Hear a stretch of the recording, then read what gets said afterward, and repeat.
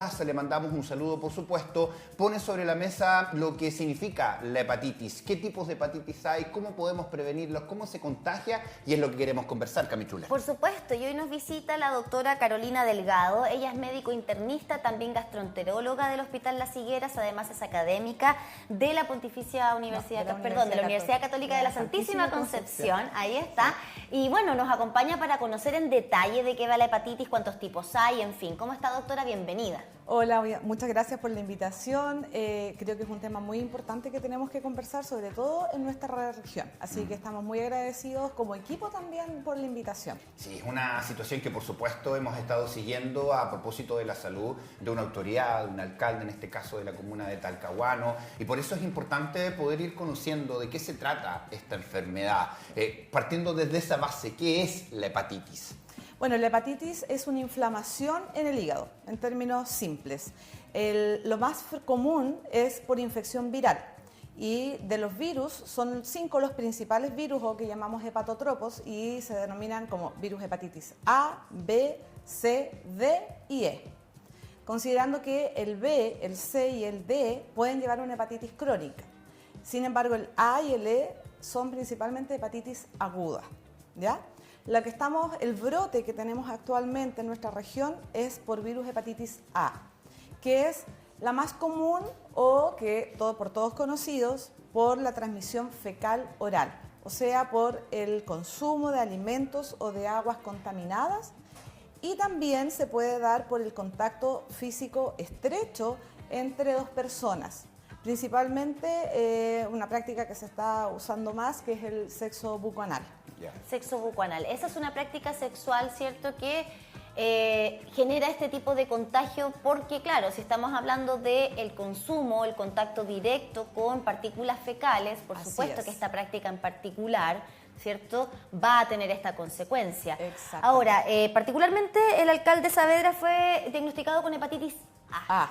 Exacto. Se relaciona con el consumo, entonces. Sí. Los principales casos, y conversábamos fuera de micrófono, doctora, y sería muy bueno que lo comentáramos ahora, ha habido un alza en los diagnósticos de hepatitis, acá en la región del Biobío, pero también a nivel nacional, ¿no? Sí, pero principalmente nosotros en la región del Biobío.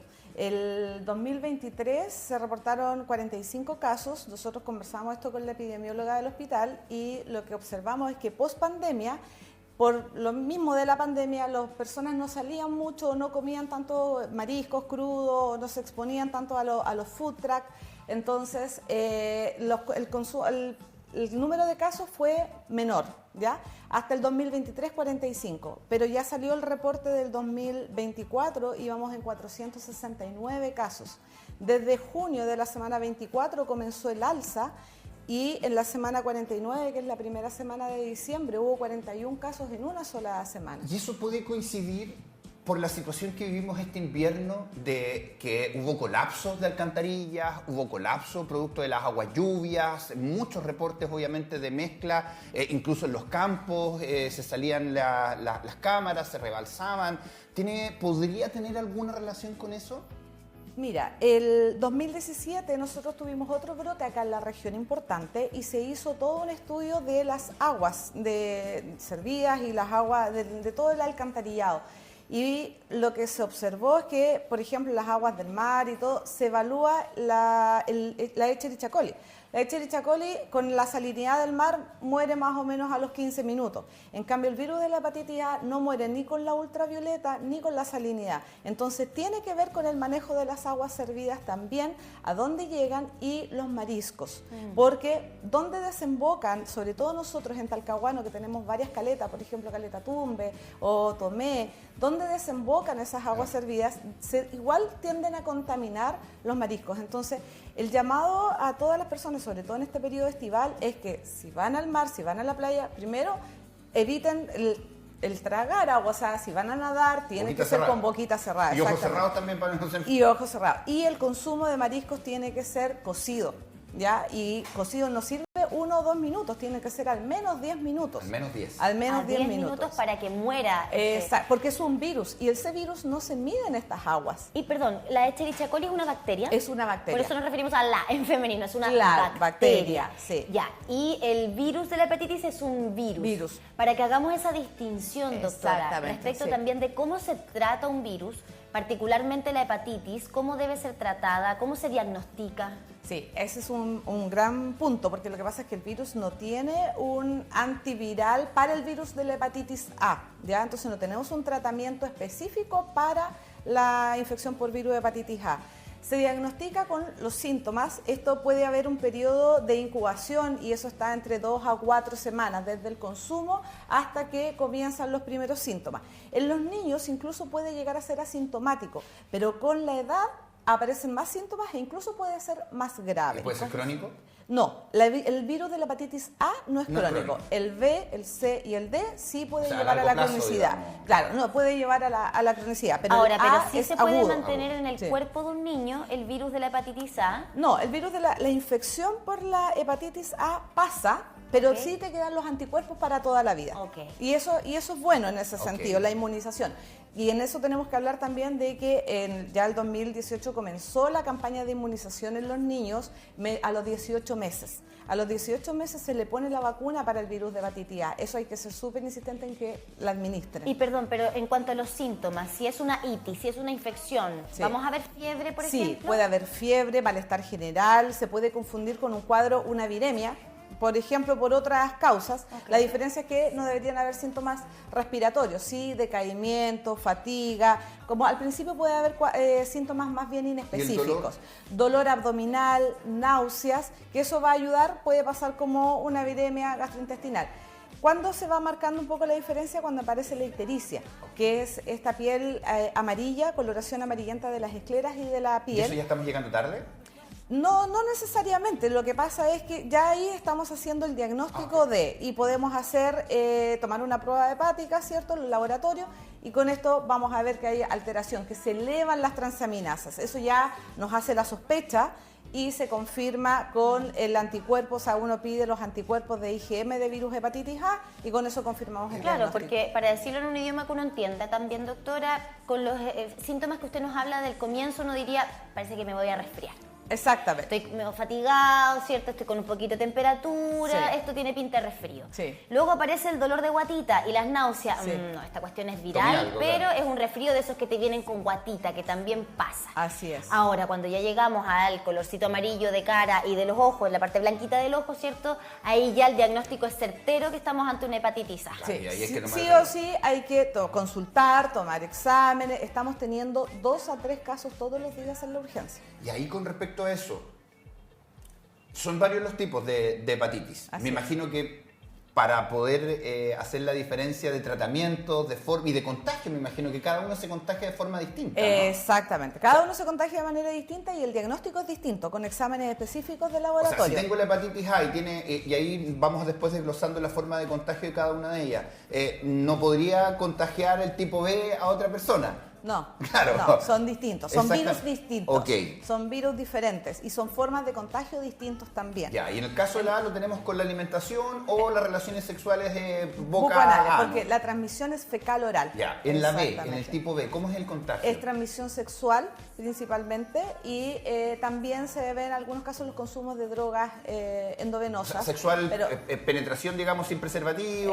Y en personas que están contagiadas y que las otras personas que no están o que son portadoras del virus de hepatitis B, porque hay personas que pueden ser portadoras de virus de hepatitis B y asintomáticos, y esos pueden contagiar, sobre todo pacientes que no estén vacunados, ¿ya? Porque también existe vacuna de hepatitis fluidos, B. Claro. Y es por fluidos, por eso también está el tema del consumo de drogas, utilizando jeringas Exactamente, sí. ¿Qué hay de la hepatitis C? La hepatitis C es mucho más de las drogas endovenosas, ¿ya? Sí, también es similar a lo de la hepatitis B, pero es mucho más potente el drogas endovenosas. Y la hepatitis D tiene necesariamente, es una coinfección, tienes que tener la hepatitis B para poder contagiarse de la hepatitis delta, ¿ya? Puede darse al mismo tiempo o después de que ya tengas la hepatitis B, pero necesita la E se da en nivel socioeconómico más bajo, como por ejemplo África. Yo hice un estudio cuando estuve en la Pontificia Universidad Católica, buscando hepatitis E específicamente en algunas poblaciones dirigidas, y el diagnóstico es mucho menor. ¿Por qué? Porque para poder también tener el kit es complejo acá en Chile, para poder hacer el diagnóstico. Entonces hay un subdiagnóstico de la hepatitis E, pero es similar a la hepatitis A, que tiene que ver con consumos contaminados. Pero nosotros tenemos menos que en nuestro caso, que es la hepatitis A, la que tenemos mayor incidencia. El principal diagnóstico entonces en nuestro país y en nuestra región es de hepatitis A. Sí, no tenemos que olvidar la hepatitis B y la hepatitis C, que son las que nos llevan a la cronicidad, y que la Sociedad Chilena de Gastroenterología y Hepatología, ¿cierto?, son los que más han estado. Nosotros tenemos el Día Mundial de la Hepatitis, que es el 28 de julio. Entonces, cada año, porque se da más hincapié a hacer pesquisa de estas hepatitis crónicas, porque a diferencia de la A, de lo que estamos hablando, que da estos síntomas y que da con ictericia, estas otras hepatitis, la B y la C, pueden pasar desapercibidas y llegar al diagnóstico cuando ya hay una cirrosis, y ese fue un cuando punto... hay consecuencias. Y ese fue un punto, porque hoy día había una campaña importante para el test rápido, por ejemplo, de VIH. Exacto. Pero se está dejando de lado la hepatitis C, por ejemplo, que obviamente es parte de los exámenes que uno se hace cuando va al doctor y se hace los exámenes vinculados a la sexualidad. Están los de las hepatitis. Las hepatitis B y C. Pero claro, cuando uno se va a hacer en estas campañas los test rápidos, se descarta el otro. Entonces, también es importante realizarse ese examen en la vida sexual. Es muy importante, sobre todo cuando se va a iniciar una relación sexual con una pareja nueva. Sería importante, porque hay muchas personas ahora que de práctica me tienes que traer el examen del VIH, también deberían traer los anticuerpos de B o de C. ¿Y ese periodo de ventana? Sí, hay un periodo de ventana. Sin embargo, cuando ya ha pasado un tiempo, o sea, si tenemos pruebas hepáticas normales y tenemos virus negativo, la verdad es que es bastante real que va a ser esto bastante negativo. Sí, doctora, importante recalcar la prevención. Sí. ¿Cómo prevenir el contagio de la hepatitis A y cómo prevenir los contagios de las otras hepatitis que tienen que ver con la transmisión sexual?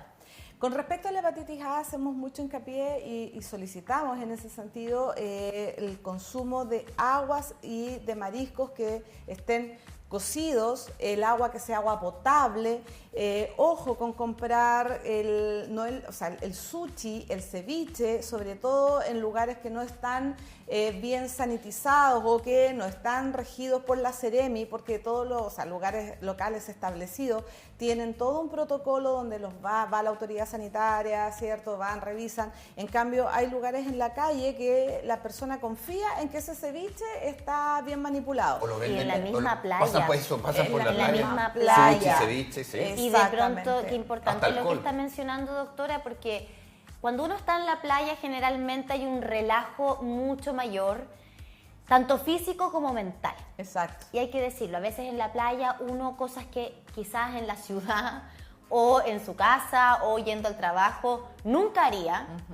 No, yo no me voy a comprar esto en la calle porque qué peligroso, pero si estoy en la playa, estoy en la playa. No, pues estoy echadito y pasan por al lado mío. Y pasan al ladito, ¿cierto?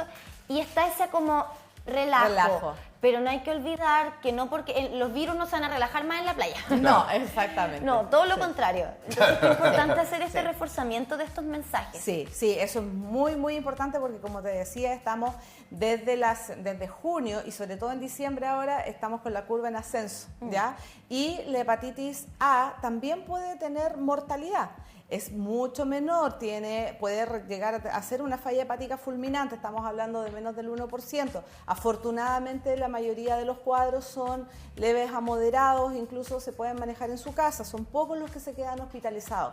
Pero si estamos aumentando la curva, podemos llegar a tener casos con mortalidad. ¿Y cuál es el tratamiento, respecto de la hepatitis A? ¿Cuál es el tratamiento que se hace en casa? En reposo principal, o sea, es un reposo relativo, no es que tenga que estar, pero es porque se produce una hepatomegalia, como hay una inflamación del hígado, entonces lo que hay que evitar es hay que hacer el descanso, evitar las fuerzas, ¿cierto? O evitar en realidad los movimientos de hacer ejercicio intenso. Antes se decía como reposo en cama todo el rato, ahora no es necesario, es un reposo reposo relativo, pero sí la alimentación, porque el paciente va a estar más inapetente, va a estar con náusea, no va a estar tolerando bien la alimentación, entonces principalmente es un régimen blando y un reposo relativo. No hay un medicamento para tratar esto y estar atento a cuál va a ser la sintomatología. Y lo otro es bloquear el contacto de lo que estábamos conversando, porque se puede transmitir de una persona que esté infectada a una que no esté infectada y que no esté vacunada. Claro, ¿ya? claro.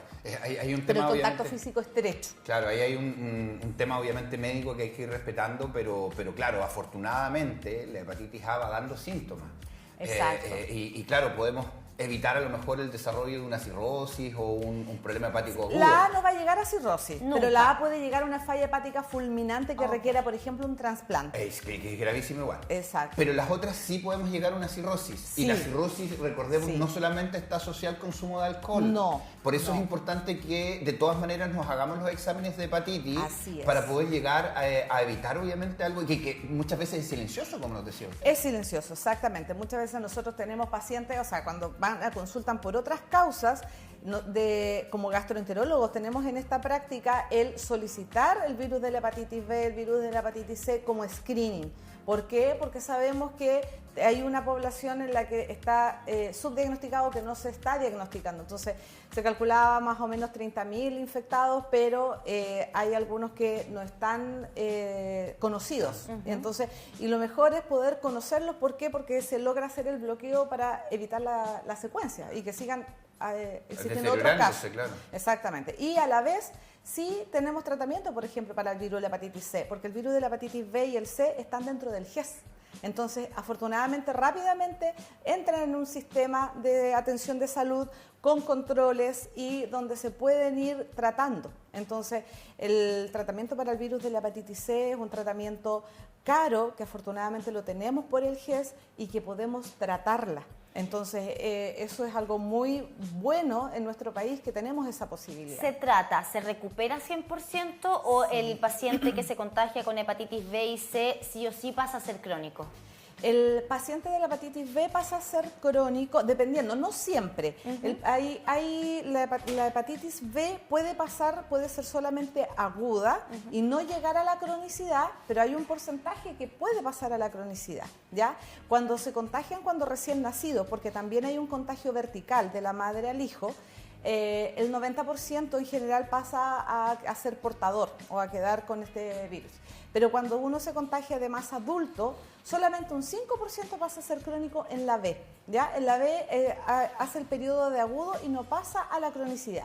Pero por eso es que sí hay que seguirse controlando después de una hepatitis B para saber si esto pasó por un periodo agudo o quedó crónico. Y si es crónico, depende de la forma en la que se manifieste. Hay diferentes formas. Puedes quedar solo con infección o quedar con actividad, con parámetros elevados. Ahí se ve el tratamiento. Pero ahí no te recuperas completamente. En cambio, en la C, el tratamiento que se descubrió, los antivirales, sí logras tratar la hepatitis C. Qué bueno, hay que estar atento entonces a quienes tienen una vida sexual activa para que se realicen estos exámenes. Así y es. por supuesto estar atento a estos síntomas que hemos mencionado y que va a quedar en Canal 9 de televisión por esta hepatitis A, que es la que está obviamente más activa hoy en nuestra región del Biobío. Sí. Muchas gracias por estar acá. Muchas gracias por la invitación y seguimos haciendo el llamado entonces a la prevención.